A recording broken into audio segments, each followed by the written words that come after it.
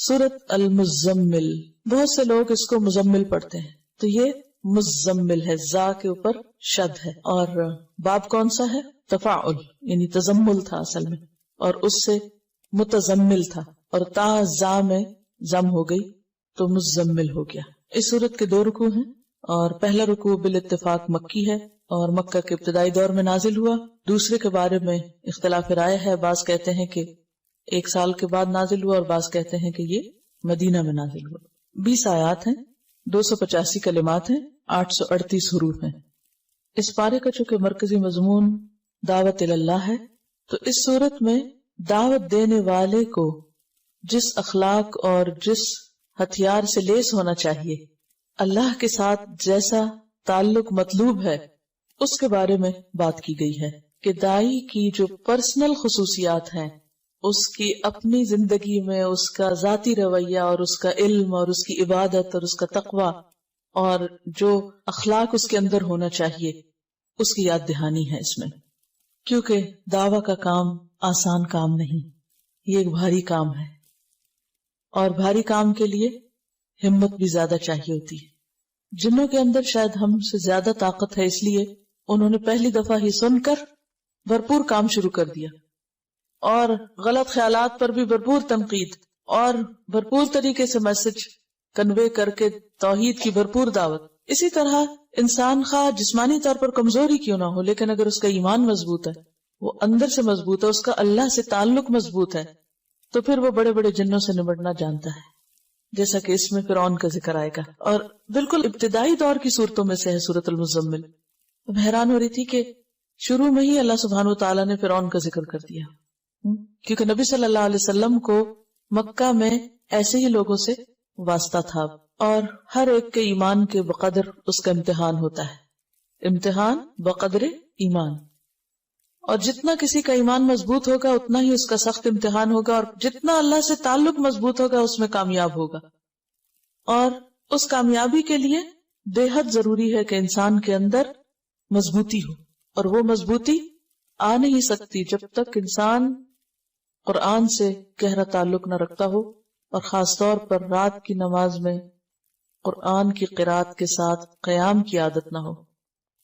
یہ ایک ضروری خصوصیت اور ضروری شرط ہے جس کا ذکر یہاں ملے گا۔ یا ایھا المزمل، یا ایھا، یا کیا ہے؟ حرف ندا، اور ایھو کا معنی ہوتا ہے کون سا یا جون سا، جس، کس، یعنی ایھو کا لفظ ان معنوں میں استعمال ہوتا ہے، یا کیا کون سا کیا، اور ہا جو ہے یہ حرف تنبیہ ہے اور فصل کے لیے آتا ہے، فصل کا مطلب ہوتا ہے الگ کرنا۔ تو حرف ندا اور منادا کے بیچ میں جبکہ منادا معرف باللام ہو، یہ بات سمجھ آ رہی میری؟ منادا معرف باللام، معرف باللام کا کیا معنی؟ کہ ال کے ساتھ شروع ہو رہا ہو، تو ان کو باہم ملانے کے لیے درمیان میں آتا ہے ایھا۔ یا ایھا، اے وہ جو، المزمل، مزمل تزمل سے، باب تفاعل، اور اصل میں تھا متزمل، متفاعل کے وزن پر، تا کو زا میں مدغم کر دیا گیا، اور روٹ اس کا کیا ہے؟ زا ما لا، زا میم لام۔ اور تزمل کا معنی ہوتا ہے اپنے اوپر چادر یا کوئی کپڑا لپیٹنا۔ خطاب ہے نبی صلی اللہ علیہ وسلم سے، یا ایھا المزمل، اے کپڑے میں لپٹنے والے، اے چادر یا کمبل لپیٹنے والے۔ آپ کو مزمل سے کیوں خطاب کیا گیا؟ اس کی ایک وجہ تو یہ بیان کی جاتی ہے کہ نبی صلی اللہ علیہ وسلم نے جب پہلی مرتبہ جبریل علیہ السلام کو دیکھا تو آپ کے اوپر ایک بہت دہشت تھی اور خوف تھا اور لرزہ طاری تھا۔ آپ گھر پہ تشریف لائے اور حضرت خدیجہ سے کہا، زملونی زملونی، مجھے کمبل اڑھا دو، کمبل اڑھا دو، یعنی ایک طرح سے پروٹیکشن کے لیے اور اپنے آپ کو سمیٹنے کے لیے۔ اور یہ تو چونکہ نقطہ آغاز تھا، اس کے بعد ابھی مزید آپ پر ذمہ داری ڈالی جانا تھی، لہذا آئندہ جب آپ کو پکارا گیا تو اس نام سے پکارا گیا، اے کپڑا لپیٹنے والے۔ اور عربوں میں دستور یہ ہوتا ہے کہ جب کسی کو خطاب کیا جاتا ہے تو اس کے حال کا ذکر کر کے اس کو بلایا جاتا ہے، اور یہ ایک محبت کا انداز ہوتا ہے۔ مثلا اس کی بہت سی مثالیں آپ کو ملے گی۔ ایک مرتبہ حضرت علی رضی اللہ تعالیٰ عنہ حضرت فاطمہ سے کچھ رنجیدہ ہو گئے، کچھ ناراضگی ہو گئی، تو گھر چھوڑ کے مسجد میں چلے گئے اور مسجد کے فرش پر لیٹے ہوئے تھے، تو آپ کے جسم کے اوپر مٹی لگ گئی. نبی صلی اللہ علیہ وسلم حضرت علی کو تلاش کر رہے تھے اور کرتے کرتے جب مسجد میں گئے تو کہا یا ابا تراب، اے مٹی والے، یعنی یا مٹی میں لپٹے ہوئے یا لتڑے ہوئے اٹھو تم. اسی طرح حضرت ابو ہریرہ جو تھے ان کو بلیوں سے بہت پیار تھا تو ان کا نام ابو ہریرہ رکھ دیا گیا. اسی طرح کچھ اور بھی آپ کو ایسے نام ملیں گے یا کنیتیں ملیں گی کہ جو انسان کے حال کو یا اس کے شوق کو یا اس کے کام کو واضح کرتی ہے. تو نبی صلی اللہ علیہ وسلم نے چونکہ پہلی وحی کے بعد کپڑا اوڑھ لیا تو وہ ایک اتنا پیار بھرا انداز تھا کہ اللہ سبحانہ وتعالیٰ نے اس کو یاد کرایا اور فرمایا یا ایھا المزمل، اے کپڑا لپیٹنے والے. اب کپڑا لپیٹنے کا وقت نہیں، اب کیا ہے؟ اب تو کام کا وقت ہے. آپ ڈرے نہیں، گھبرائے نہیں، یعنی ایک طرح سے تسلی دی جا رہی ہے، محبت سے خطاب کیا جا رہا ہے. یا ایھا المزمل، اے مزمل، قم اللیل، قم اٹھو، فعل امر ہے قیام سے، اور قیام کہتے ہیں بیٹھے یا لیٹے ہوئے آدمی کا اٹھ کھڑا ہونا یا چلتے چلتے کھڑے ہو جانا. یعنی کوئی بیٹھا ہوا ہے تو بیٹھنا چھوڑ کے اٹھ جائے، یا لیٹا ہوا تو اٹھ جائے، یا پھر چل رہا ہے تو کھڑا ہو جائے. ان سب کے لیے کیا آتا ہے؟ قیام. قم اللیل، رات کو کھڑے ہو جاؤ. اب اس کا یہ مطلب تو نہیں کہ آپ نیند چھوڑ کے تو کھڑے رہا کرو، یہ عام کھڑا ہونا مراد نہیں ہے.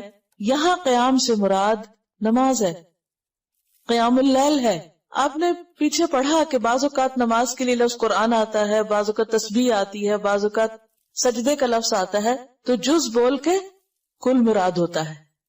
اور یہاں پر قم، کھڑے ہو جاؤ سے مراد ایسے آئیڈیلی کھڑا ہونا نہیں بلکہ نماز میں کھڑے ہونا ہے. تو قم اللیل کا مطلب کیا ہوگا؟ اٹھو رات کے وقت اور اٹھ کر نماز پڑھو. اور اللیل سے مراد ساری رات ہے. لیکن اگلے حرف استثناء نے، حرف استثناء کون سا؟ اللہ نے واضح کر دیا کہ نہیں، پوری رات مراد نہیں ہے یہاں، بلکہ قلیلاً، تھوڑا، یعنی پوری سے کم، ساری نہیں. قم اللیل الا قلیلاً، رات کو قیام کرو یعنی نماز ادا کرو مگر تھوڑا. اب کتنا تھوڑا؟ نصفہ، اس کا آدھا، یعنی نصف اللیل، آدھی رات. او انقص منہ، یا کم کر لو اس میں سے بھی. کس میں سے؟ آدھی میں سے بھی. آدھی کا پھر کم کیا ہوگا؟ تہائی ہو جائے گا، 1/3 ہو جائے گا، ٹھیک ہے. یا پھر اس کا بھی کم کریں تو چوتھائی ہو جائے گا، یعنی نصف النصف کریں تو چوتھا حصہ رہ جائے گا. یعنی ایک کا آدھا کریں، ایک کے 2 حصے کریں تو کیا ہوگا؟ نصف کریں تو آدھا کہلائے گا، اور نصف کو نصف کر دے تو چوتھائی ہو جائے گا، کوارٹر ہو جائے گا. او انقص منہ قلیلاً، تھوڑا سا. تو اس کا مطلب یہ ہے کہ بالکل آدھا نہیں کرنا بلکہ اس میں سے کچھ ہی کم کرنا ہے، یعنی تہائی رات. او زد علیہ، یا اس پر زیادہ کر لو، یعنی نصف پر. تو نصف یا آدھا جو ہے، ہاف جو ہے، وہ کیا ہے؟ سٹینڈرڈ. کبھی آدھے سے کم کر لو یا اس سے بھی تھوڑا کم، یا آدھے سے کچھ زیادہ بھی کر لو. تو ڈیپینڈ کرتا ہے کہ جیسے بھی حالات ہیں. اب اس دور میں گھڑیاں تو تھی نہیں، کوئی الارم کلاک نہیں تھے، موبائل نہیں تھے، کوئی اور